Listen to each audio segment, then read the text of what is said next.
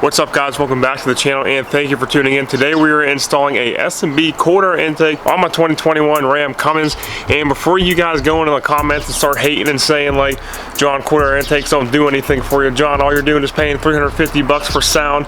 John, the stock air box on these Ram trucks are way better than anything factory. I don't care. I really don't care. I've run like 5 or 6 Cold Air Intakes on previous vehicles, things that I've daily driven, and I have loved every single one of them, even if all they do is make some more engine noise. It sounds great. But in my experience, I've always gotten at least like a 1 mile per gallon or 2 or better running a Cold Air Intake. I've always gotten better throttle response, and then yes, of course, we've always gotten a lot better sound from the engine bay. And that's what I want from this truck. If I gain any kind of performance, that'd be great, but I'd love to hear the turbo more. I'd love to hear the exhaust brake a lot more. And I'm also in the talks with a few people from a couple of diesel shops to get this guy under the knife for various reasons. And guess what they recommend? An S&B Cold Air Intake. So real quick though, this is gonna be the first S&B Cold, where's it at? This is gonna be the first S&B system that I've ever run, closed box system that I've ever run.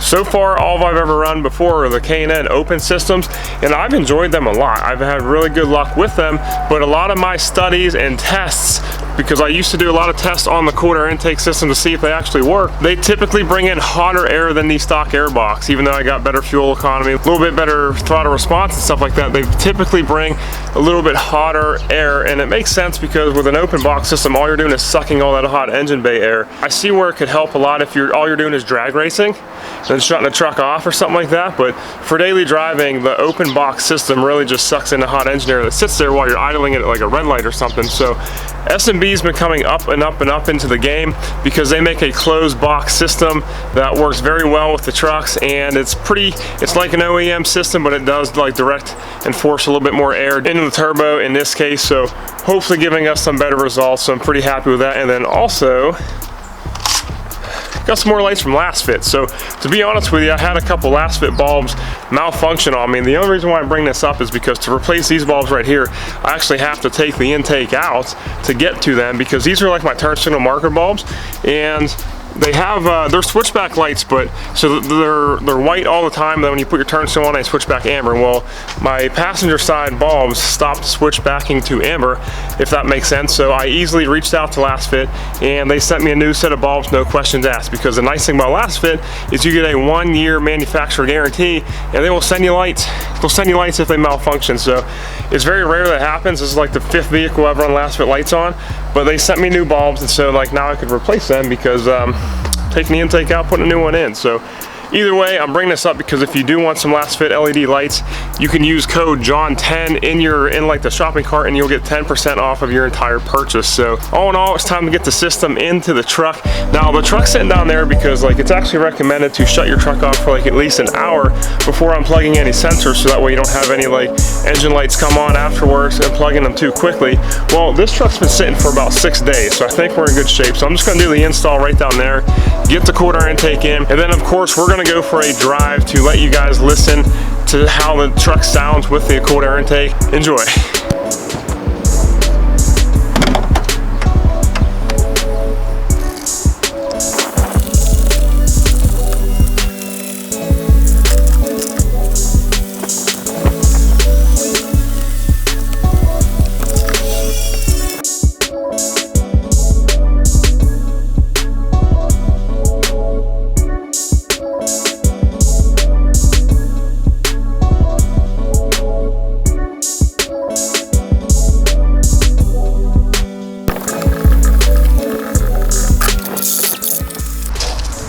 Yes, ma'am.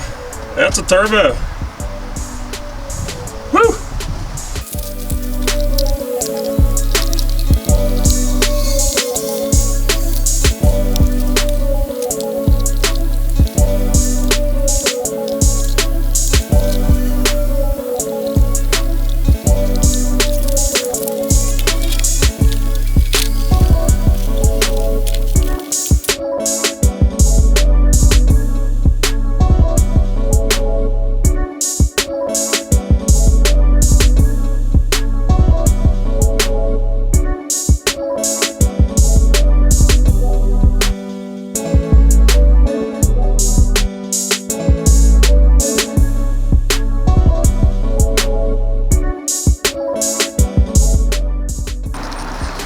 Alright guys, that's it. Intake is in the truck. Stock air box sitting right there. A couple tools I use sitting right there. This is, sorry for the reflection, sun's in a pretty bad area right now. This is the intake. So here's a whole enclosed box. There's the filter inside. You got a direct route to the turbo there. We got our sensors plugged in. I think we're in good shape. Now I did leave this side plug out. I left the side plug out, not just be like, I think you're gonna be able to hear the turbo and exhaust brake a little bit more with that side plug out. But also, what I was reading, the only time you really need that side plug in is if you live in like areas that are 95 degrees and hotter, so like your Texas, your Arizona, your Utah maybe, you definitely wanna leave that in because it would suck some hot air in. And then also if you live in like a super dusty environment. Well, I don't. I pretty much drive this thing on pavement every day. I don't off-road or anything. And I live in Pennsylvania, so it doesn't get too hot. So maybe like when I take a trip down to Florida and stuff, maybe I'll plug that guy in, but for the time being right now, I'm gonna leave that out and see how she performs with it out. So either way, we're gonna close the hood, go for a drive, and see how she sounds. All right, so first start up.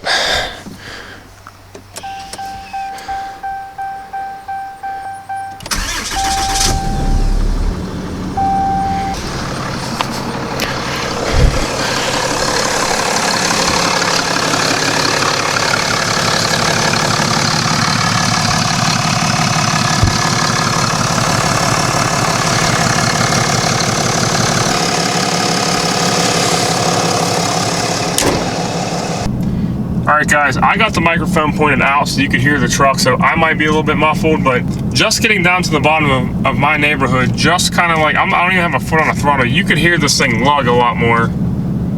You could definitely hear a little bit. And now the truck is in regen. You can see that, so typically the truck is always a little bit louder in regen.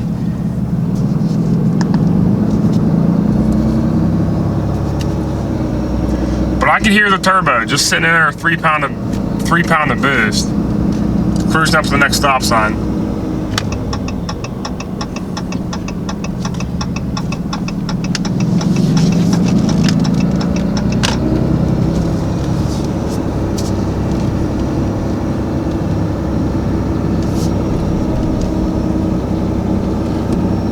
All right, I'm about to merge onto the highway.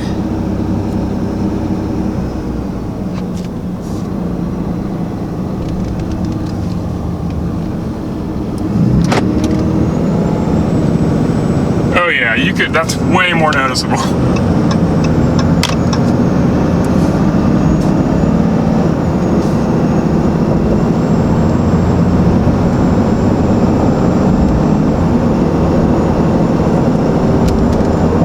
I'm not hammering on it. I really don't hammer on this truck very often, just like cruising onto the highway at like a 60.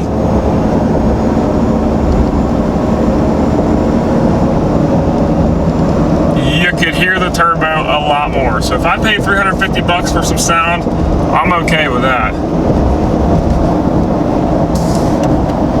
Now we'll get into a spot here in a little bit where we'll test out the exhaust brake, because I do have exhaust brake on.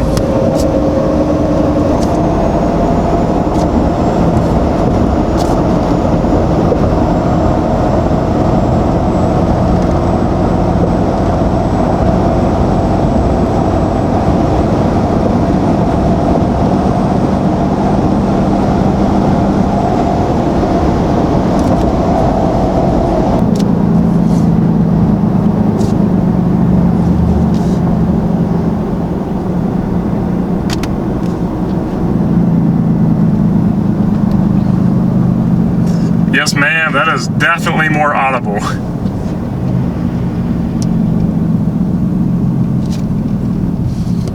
Woo-hoo!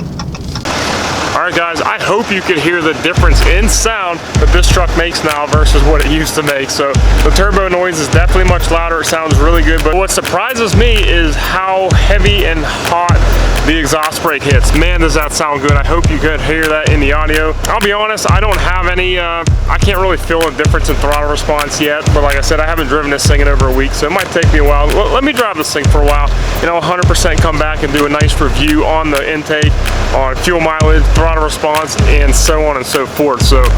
So far so good, no engine lights or anything quite yet, but I've only driven like 3 miles to come film the rest of this video.